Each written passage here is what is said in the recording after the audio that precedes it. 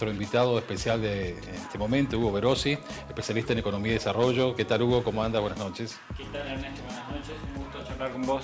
¿Cómo hacemos, Hugo, para salir de la crisis permanente, donde todos los días esperamos alguna noticia positiva que nos vaya dando algo de luz en el futuro?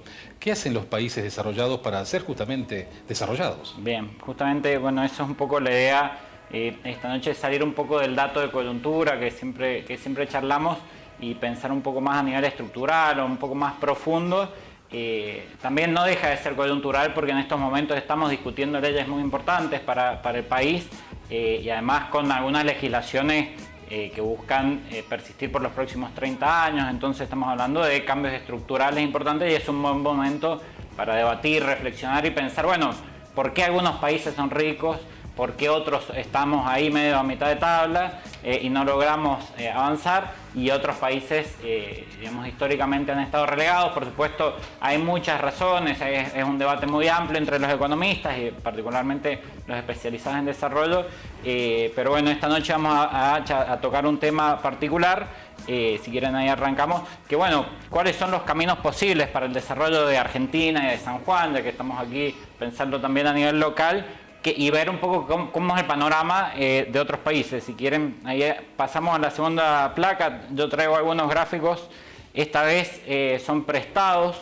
Se los he tomado a Daniel Steingart, que es un profesor que tomé algunas clases con él hace un par de semanas, que me parecían muy interesantes para que podamos charlar esta noche. Bueno, ahí tenemos un gráfico que lo vamos a llamar como un mapamundi, es un mapa del mundo pero de estructuras productivas, ¿sí? Que ahí lo tenemos, está dividido en 4. Hacia la derecha del gráfico, digamos, mientras más a la derecha esté el país, bueno, y los puntitos que se ven, todos esos puntitos que se ven ahí son todos los países del mundo, ¿sí? Entonces, mientras más a la derecha están en el gráfico, los puntitos son países que tienen mayor desarrollo tecnológico. Es decir, que tienen mayor cantidad de patentes, que son indicadores, digamos, lo que se está midiendo ahí, tienen mayor cantidad de patentes y mayor cantidad de inversión en investigación y desarrollo. Que no tiene nada que ver con la derecha ideológica. No tiene nada que ver con la derecha ideológica, es la derecha en el gráfico, claro. El gráfico. Mientras más a la derecha, me refiero justamente ahí en el gráfico, que es que están ubicados más a la derecha los puntitos, es que son países que tienen niveles más altos de producción de patentes. Patentes se refiere no de autos, sino patentes de investigación científica, es decir, que uno registra un invento, un desarrollo científico, un proceso, un producto. Una patente de invención. Una patente de invención, exactamente, inversión en investigación y desarrollo, tanto pública como privada. Y hacia arriba están los países que tienen mayores niveles de contenido tecnológico e industrial en sus exportaciones, ¿sí? ¿Por qué medimos las exportaciones? Porque, digamos, tradicionalmente se considera que lo mejor que hace un país es lo que puede exportar, porque es donde más competitivo es a nivel internacional. Entonces, ¿en qué nos destacamos? En los productos que nosotros podemos, no solo consumir nosotros, sino que además se lo podemos vender, nos eligen en el resto del mundo. Entonces se considera eso como una medida valorable, digamos. Mientras mayor contenido tecnológico quiere decir que también hay más trabajo detrás, hay más valor agregado, ¿sí? Más tecnología y demás. Entonces, bueno, eso nos despliega este mapa del mundo en base a estos dos índices o variables, inversión tecnológica, patentes y contenido tecnológico de las exportaciones. Y así el mundo se divide en 4 cuadrantes, vamos a decir.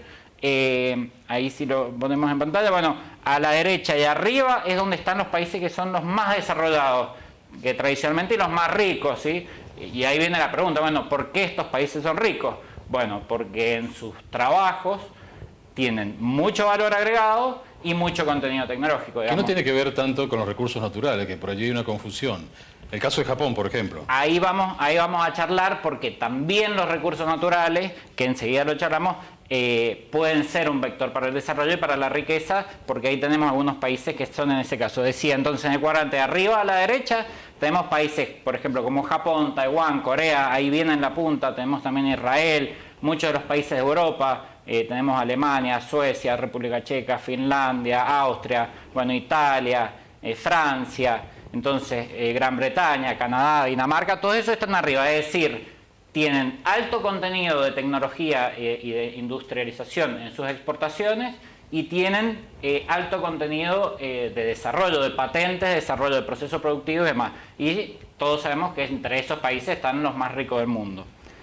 Abajo a la derecha tenemos ahí una excepción, que son 3 países y que los traigo porque son muy importantes porque son países que tienen características similares a Argentina. Enseguida vamos a charlar en particular cómo pensarnos nosotros, pero tenemos 3 países que son Noruega, Nueva Zelanda y Australia, que son los triangulitos que tenemos abajo a la derecha. Es decir, son países que tienen altos niveles de desarrollo, de inversión en investigación y desarrollo, de patentamiento, es decir, tienen mucho contenido tecnológico, pero sus exportaciones son basadas principalmente en recursos naturales. El caso de Noruega, por ejemplo, petróleo, el caso de Nueva Zelanda y Australia son exportaciones sobre todo de minerales. Y acá traigo el caso de San Juan, digamos, porque en esto, en la disponibilidad de recursos naturales, Australia y San Juan, digamos, tienen cierta comparación. Australia, por ejemplo, hoy es el mayor exportador de litio. Después, si vemos también a la izquierda, arriba, en este caso encontramos países que tienen exportaciones con alto contenido tecnológico, pero que no tienen el desarrollo de la parte científica, es decir, y el contenido tecnológico, no tienen las patentes. Y ahí tenemos casos de países como México, Filipinas, Vietnam, Polonia, Rumania, Tailandia, es decir, son países que se han industrializado, ¿sí?, pero que no han logrado manejar el conocimiento, digamos. Y ahí viene todo el tema de la economía del conocimiento, ¿no?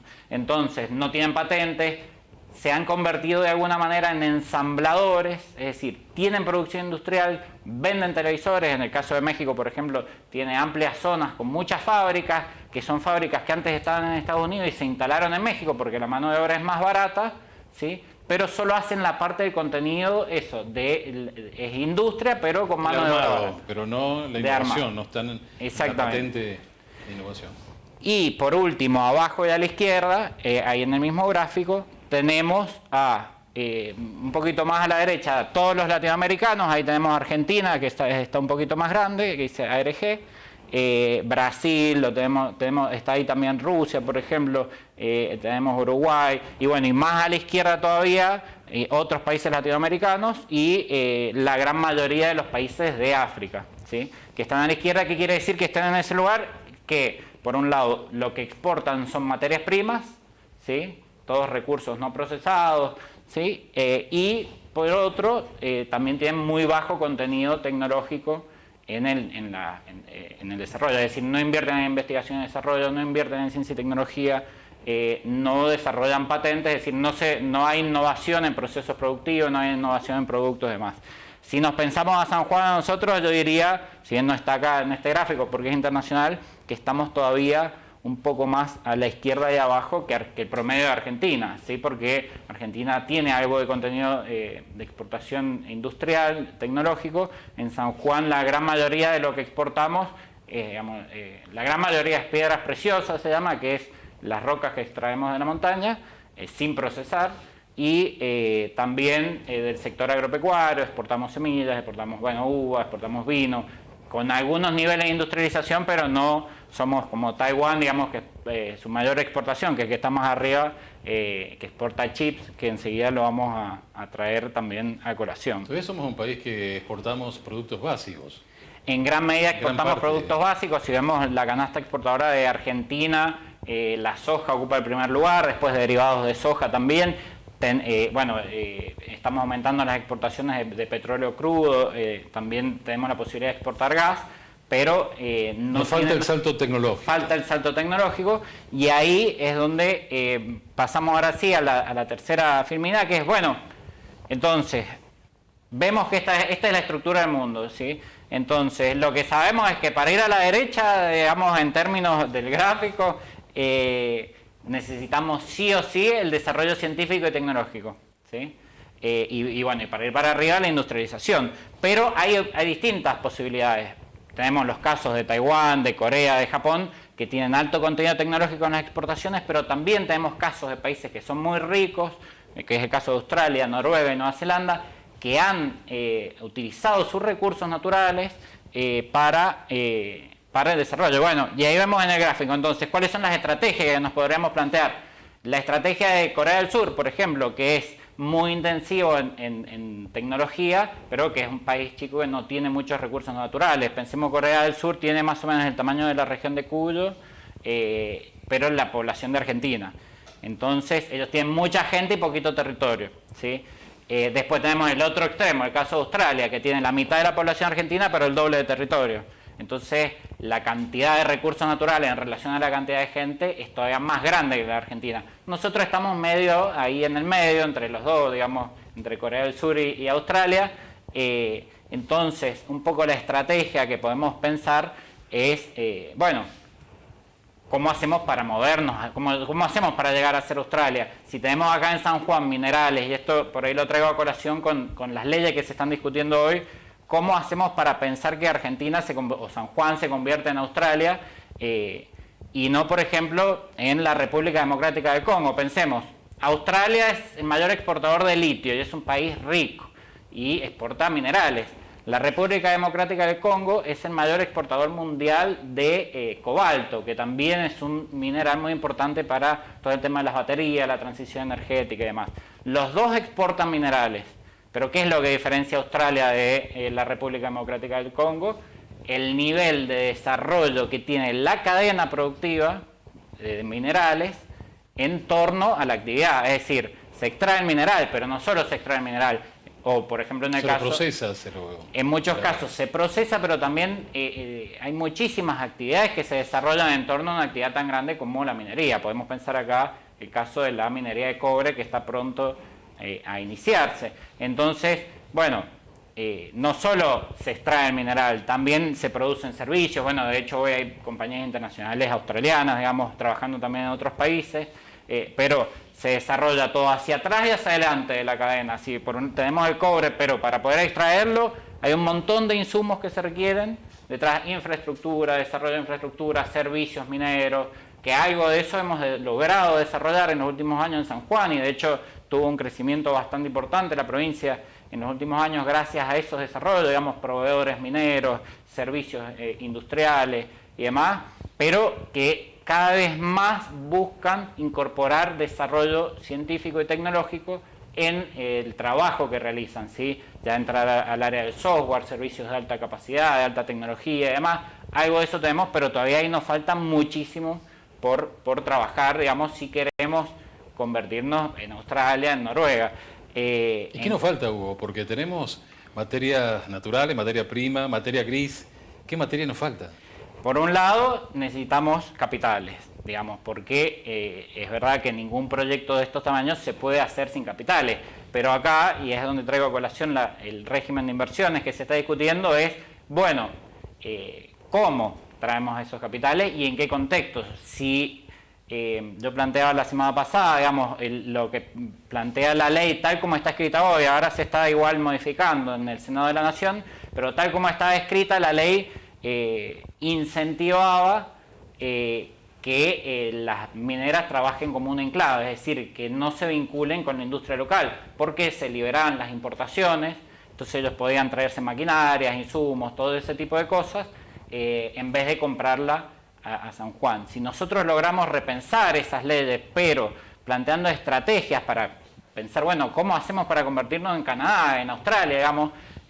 Bueno, ¿cómo hacemos para extender esas cadenas de valor de la minería, digamos, como una actividad, hacia atrás y hacia adelante? Por ahí hacia adelante, en el caso del oro, por ejemplo, es muy difícil, porque por ahí no tiene sentido en términos de escala refinar oro aquí en San Juan por una sola mina, pero ya si estamos pensando en tener varios proyectos de cobre, sí podría pensar, digamos, avanzar en el tema de refinación, pero eso para adelante son actividades que requieren mucha inversión.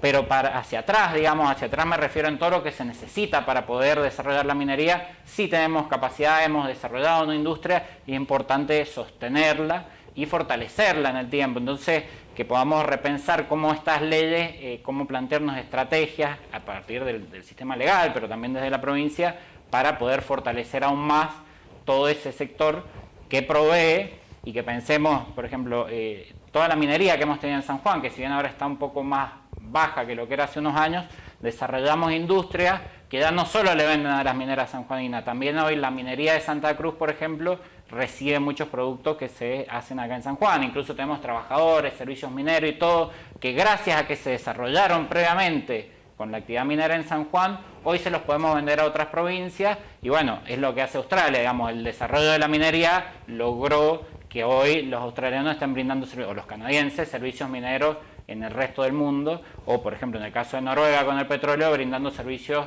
a Argentina, trabajando con YPF acá para extraer el petróleo de las zonas costeras, porque eso es en lo que ellos se han especializado, es decir, tienen los recursos naturales, pero además necesitan de inversión en ciencia y tecnología. Y bueno, y ahí si querés pasamos ya hacia la última para ir concluyendo, que es una plaquita que está en inglés, también del mismo profesor la tomé, que es el porcentaje del Producto Bruto que invierte cada país en políticas industriales, ¿sí? Tenemos primero ahí a China, que hoy es la mayor potencia industrial del mundo, sobre todo en todo el área de energías renovables. China lleva la delantera por lejos, sobre todo en la energía solar, por ejemplo.